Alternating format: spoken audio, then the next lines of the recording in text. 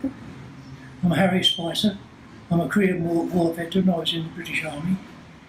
And I went to Korea in August 1950. And I was there for 10 months. Then we went back from there back to Hong Kong, where we were before we went to Korea. And I spent 3 months in Malaya and came back to Hong Kong again. And then I transferred to the parachute regiment, and I went back to England in the December of that year. And I joined the parachute regiment. Let's just stop a minute. Do you want to stop it a minute? Stop it. And we met a ex-colonel, a Korean War veteran, and he wanted to get a memorial built for the Korean veterans in Sydney. I met with him, and a few of us met with him actually, and we decided we would form a committee. And he was the president of the committee, I was the vice president, and we got together and we started talking about the memorial. He always said, we want from the government just the land to build the memorial on, but and that we didn't need money. Because the Korean colonel had said, we don't need money, we just want the ground to put the memorial on. So I got my local member of parliament to try and get an interview with Maurice Yema, who was the Premier of New South Wales then, and to talk to him about getting the land to build the memorial. And when we met with him, we told him that we just want the land, we don't want money. Because the Colonel says, don't worry about the money will be okay. So he accepted that, and at the next meeting of the Korean veterans, which they hold one day a year in Government House in Sydney, and in his speech he spoke about it, and he said, I'll be in my 101% support, and well, to get everything what we can done to get this memorial built. We've just got to get the memorial built. So then they formed a committee with the government, and basically the government took over the organising of the monument. And we had the committee. I was on the committee. There was a number of government people, there's government surveyor and finance person from the government, and a Korean from the Korean Veterans Association, and we had the committee to start doing the memorial. And the first thing, of course, was to get the land. So the government looked at a number of places that we could get, and they offered them to us, and we looked at them, and what they offered wasn't suitable, we didn't think. Then they came up with the site in Moore Park in Sydney, and we looked at it and said, yeah, that's it, that's the place to build a memorial. So the decision was made. We told the government that we'd like to have that in Moore Park, and they accepted that. And then we started working on the memorial itself, the design and everything else of the memorial. And I don't know how many meetings we had. We used to be every week, every couple of weeks, once a month, at different times, just when it was needed to make decisions on what we was doing. But all the work was being done by the government, like the architects, the department, the government surveyor, government finance, all the bodies that were needed for the building of the memorial. They was all at a position on the committee. So we was there, and we'd make our suggestions, what we thought we want. And they'd ask us exactly what we wanted, what sort of thing we wanted. So anyway, it was decided that we get some quotes and designs, and I think we had about 5 lots of people give us a design for the memorial. And we went through them. We picked the one that we do have now, which is, as far as we were concerned, was the number one pick, and by the response we've had from people since it's been built, we made the right decision. And so then it was there from then on. We got to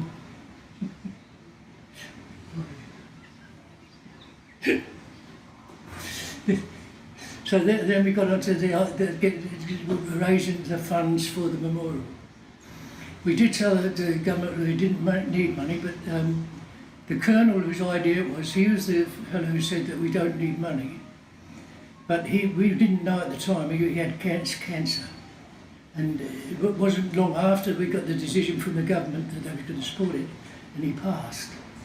So I took over the presidency of the committee, which the Australian and Korean War Memorial Association. And then from there on we just carried on with the committee, with the government, and they gradually got all the things necessary done, and got to the building of the memorial and the design. They came up with the design of the memorial, but there's some of the things on it they didn't. We got the names of all the countries that served in Korea on a pathway on the memorial. That was my idea, and we also got the names of all the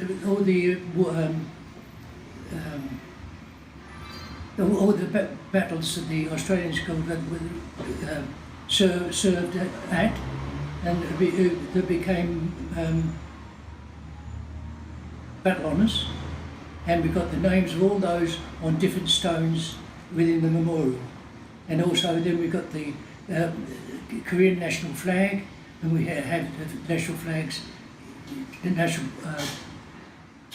poles with the national flag on them in the memorial. We also have the copies of the medals that the Australians received, the United Nations medal and the Korean medal. And the Korean medal is the same as that's given to any of the Commonwealth forces that fought in Korea. All the British Commonwealth ones, they all got the same war medal for Korea. What have been the reactions of what do the veterans feel about this memorial? They're happy with it. They are happy with it. Yeah, I don't think we've had any comments that was against any part of it.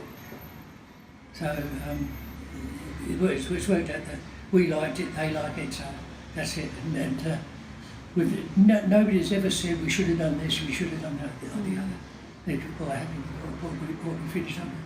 And the significance of the area, the surrounding area? Well, no, that's got no significance with regards to the Korean War.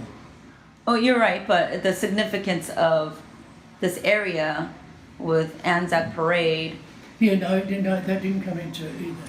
It was just the place where it was. I know, but isn't it still very meaningful that it's... oh, well, it's not Anzac Parade. Yes. Yeah, it's not Anzac Parade, yeah. And where it's the Anzac Parade across where they're commemorating World War I. Yeah. Yes. Well, there's a memorial. It's not just a... It was dedicated.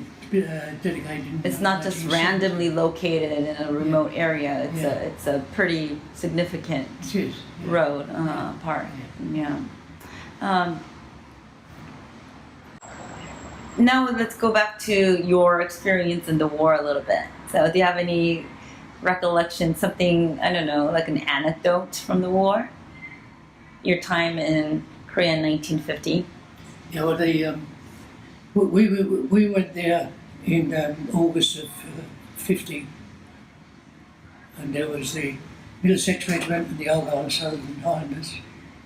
And at that time, we only held the Pusan area, around the Pusan area of Korea. And I think basically the North Koreans had run out of steam, and they could, they was getting their reserves up, get everything else before they moved on. And in that time, of course, there was getting more troops out there. We were the first troops after the Americans to go there, the British was there. And we was the British 27th Brigade. Then in the, I think it was about the October, the 3rd Battalion Royal Australian Regiment joined us, and then we became 27th British Commonwealth Brigade. Then after that, we had New Zealand Artillery join us. They came into the brigade, and we also got the Canadian, the Princess Patricia's Canadian Light Infantry Battalion join us. and there was an Indian medical team joined us. And so we was the Commonwealth Brigade. We was always under strength. And the areas, when we took over an area from the Americans, we'd have like a battalion to take over where they had a brigade. So, the brigade is about 3 times the size of a battalion. So we was taking over a much bigger area, which made it more dangerous because we was thinner on the ground compared to what they were. And the first thing that really happened as far as the war was concerned was that we was in positions on the Natron River, and we got shelled and mortared. And the noise was unbelievable. It was just so loud, and there was nothing you could do. All we could do was just sit in our trench and hope that it didn't land in our trench, which it didn't, thank goodness. Then a short time after that, we were sent on a platoon patrol across the Natron River, and it wasn't a fighting patrol. It was just to observe, see if we could find out what was going on.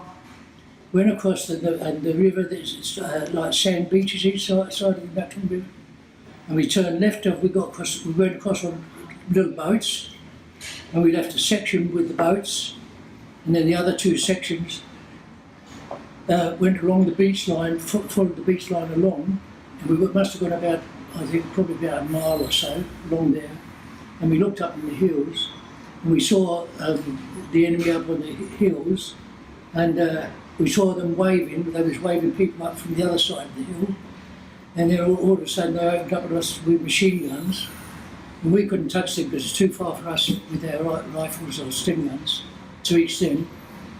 And so we hit the ground as soon as they started, and where the river goes along, most of the other section of the platoon was along the line of the river, but my section, I was a section commander, my section went from the edge of the river, up to this bank where the other section was. So anyway, the shots was going around us, and they were so close. I just thought to myself, if you're going to hit me, because the tension was so great. And then as soon as there was a lapse in the machine gun fire, I said to my fellows, in the bank, so we dashed into the bank. We had with us 4 Americans. They was for if we needed artillery support. Now, as soon as the Koreans opened fire, the 3 of the Americans took off. And there was an officer, a sergeant, and 2 others. But the officer stayed.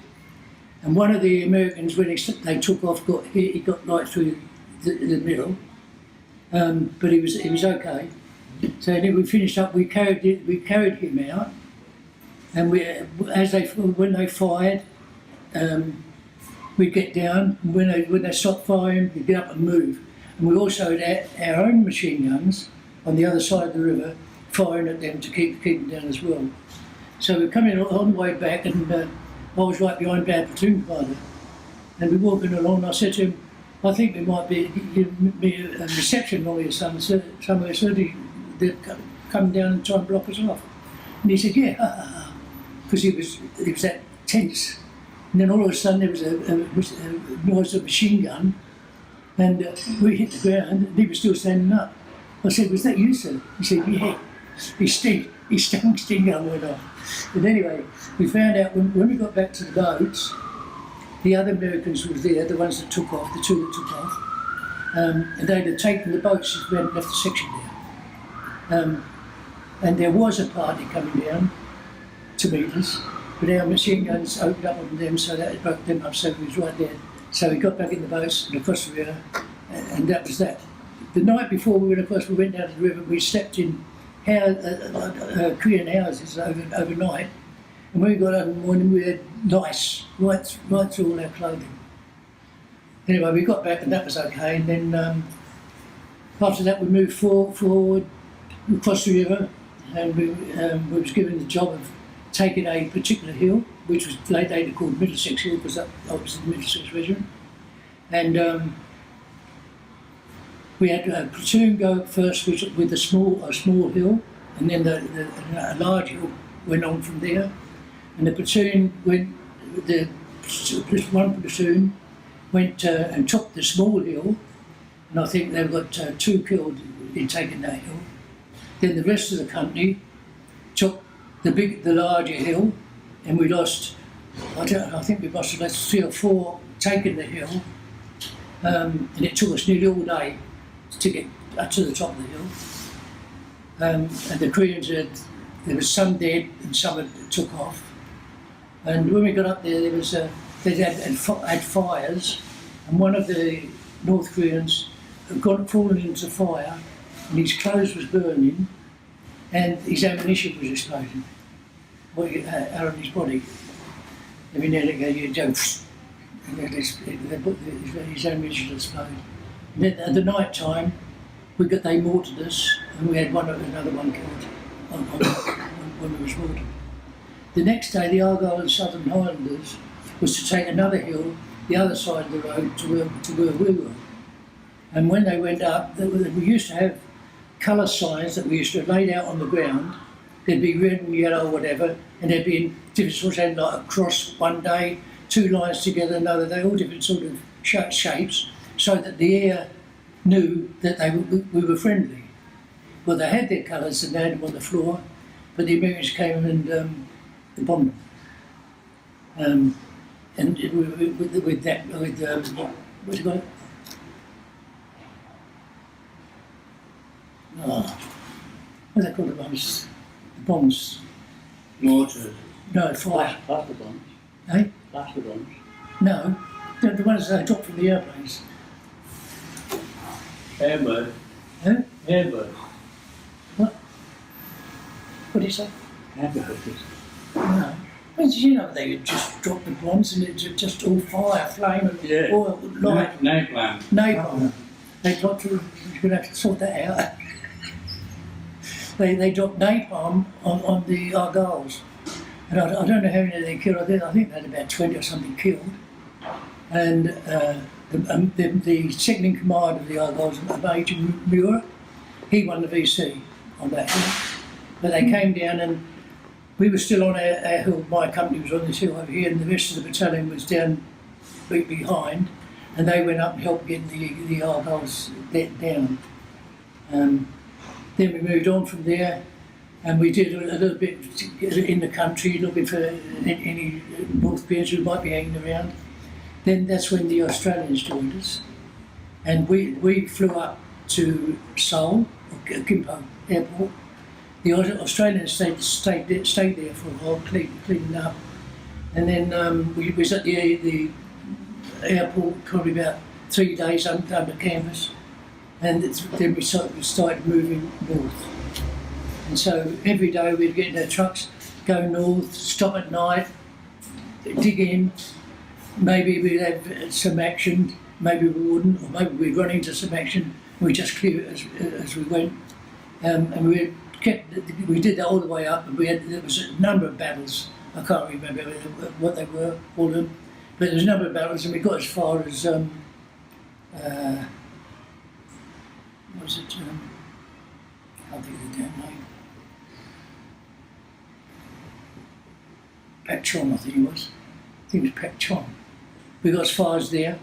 And then the winter started coming in, and then all of a sudden they said. Chinese on horseback at sea. And anyway, the Chinese came into the war, across the border, and they stayed there quite a while. And we didn't even know they were there. They didn't know they were there, and there was hundreds of thousands of them. They came in, and then all of a sudden they started to take us. And when they did, our brigade was out on its own, and they were saying that nothing could save the British 27th Brigade because the North would surround us and we'd be gone. But anyway, we got out and came back, and as we came back, we was fighting withdrawal, and we was regard action, and that is where some troops stay in a position to let the others come through, and all the time when you're in that regard position, you're expecting the enemy to be right behind them. So you expect you're going to get caught, but luckily we didn't. We just got away with it and got back down, went way back down to the other side of the border, the 38th parallel. And then we stopped there and we dug in and everything else. Then the Chinese came and then there was a backwards and forwards, and we left in the June, I think it was. We left June. We left. We went back to Hong Kong. And from Hong Kong, I went. The battalion had to stay there another, I think, 10 months or something to complete their 3 years. But I volunteered the parachute regiment and I went back to England and joined the parachute regiment.